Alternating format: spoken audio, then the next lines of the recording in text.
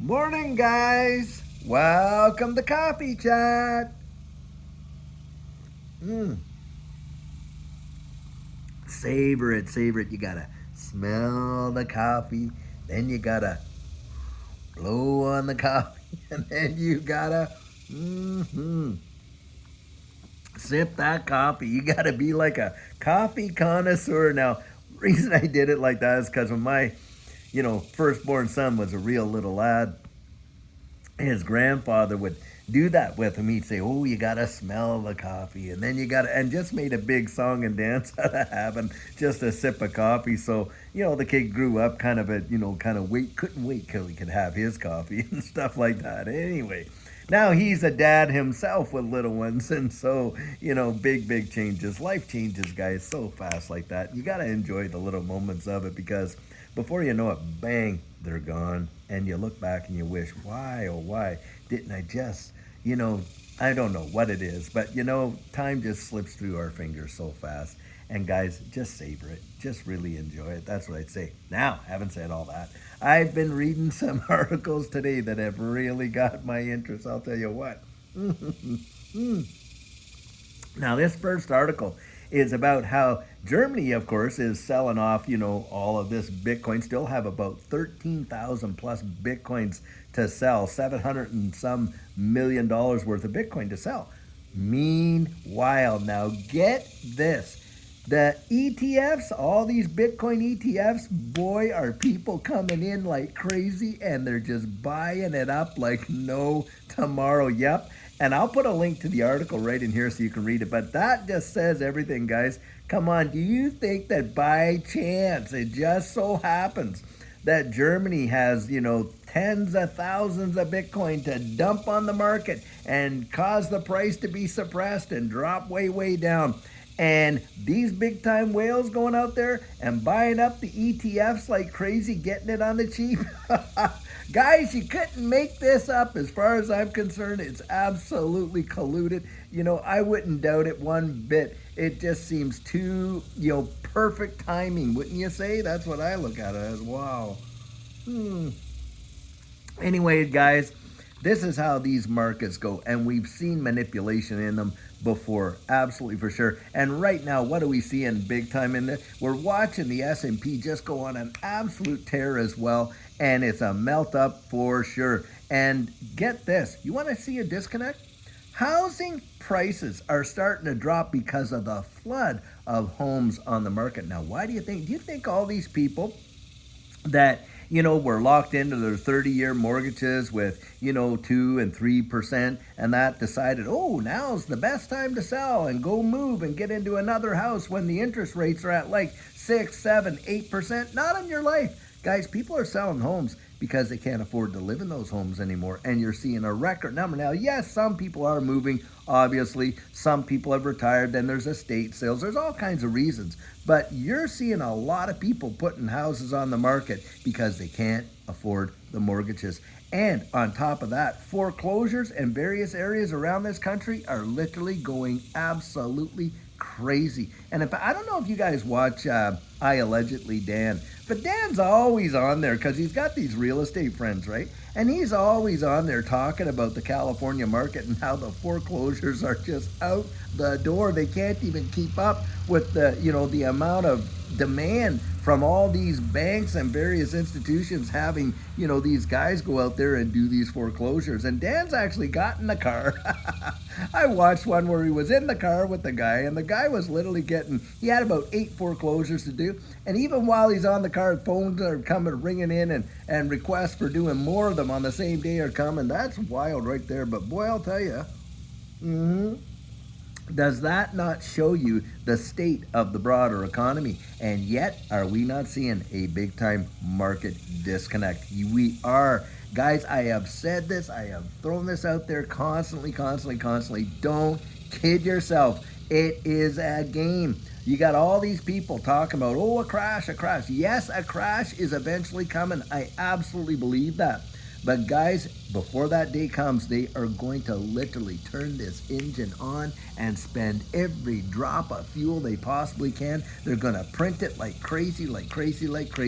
And I'll tell you what, For Judy and I, when we saw these dips, those looked like opportunities for us because we're looking down the road at what's coming. And in this space, I kid you not, I mean, we can literally see the world is implementing and employing this technology. They're doing it right now. It's right underneath your nose. And this whole FUD campaign that's going on, fear, uncertainty, and doubt. It's going on with absolute intention to shake people out, to keep them away from it, to do this, to do that, while they load up their trucks. I remember back when Judy and I were getting in and watching this guy's video. I had a little clip in there. And guess who was on there? It was Jamie Dimon, CEO of JP Morgan Chase. And at the time, he was out there saying, I'm going to fire any trader of mine who recommends Bitcoin. Meanwhile, JP Morgan themselves loading up the truck like no tomorrow. Guys, this is how they play their game. You don't listen to all the nonsense that they say.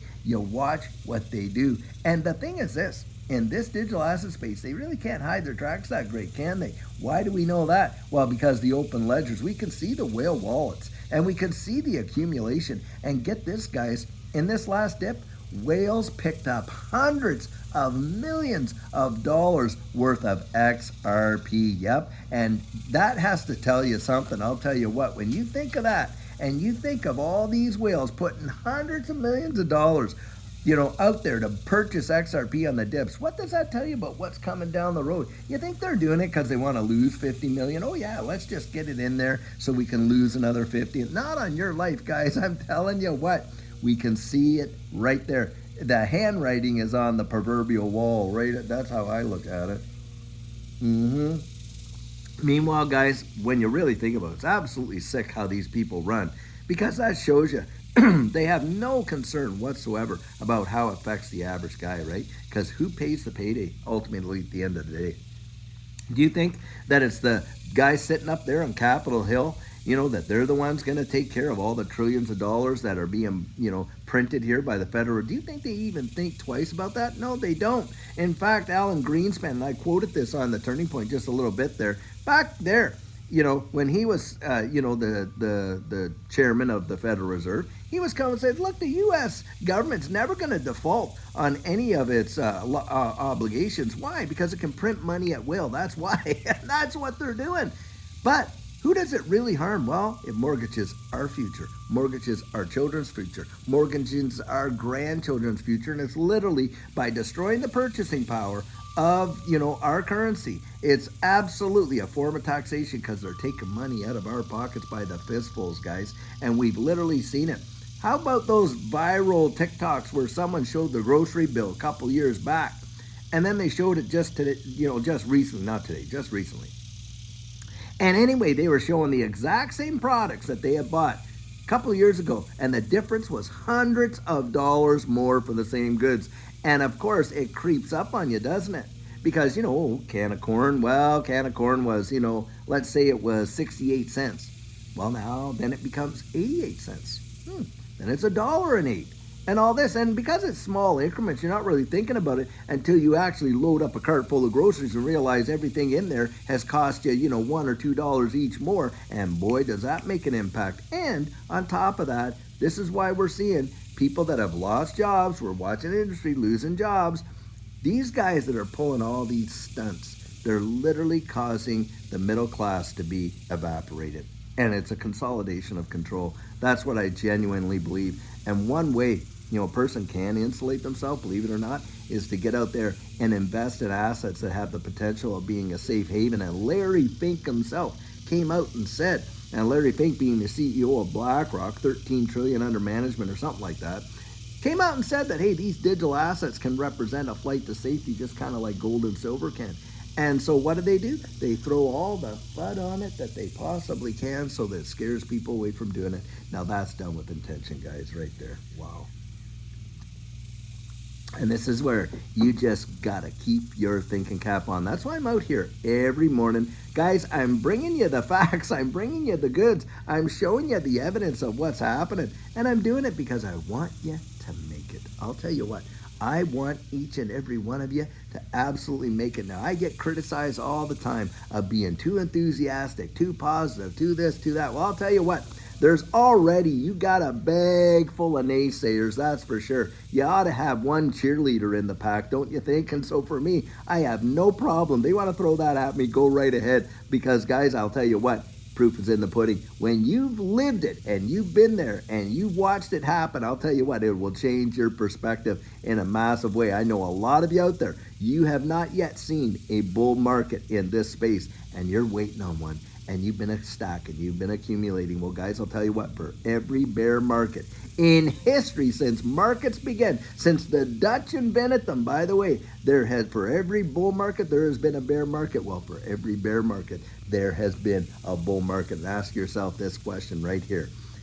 Should the prices in the bear market, okay, should they be higher in a bull market than they are in the bear market? I guess so, right? The only difference is we don't know when or how long or how high, but we know it's coming. And that's where that's where Judy and I are looking down the road, and we're looking at how they're implementing this distributed ledger technology, how the infrastructure is absolutely being laid, and what the future has in store. And guys, we are not listening, we're not buying, we're not drinking the Kool-Aid. We are gonna make our own decisions, and I encourage you all the time to get out there and make that decision for yourself, because if I could talk you into it, for certain there's someone else that can come along and talk you out of it. And furthermore to that, I genuinely believe this: the answers that we find for ourselves are the ones we trust the most. Isn't that true?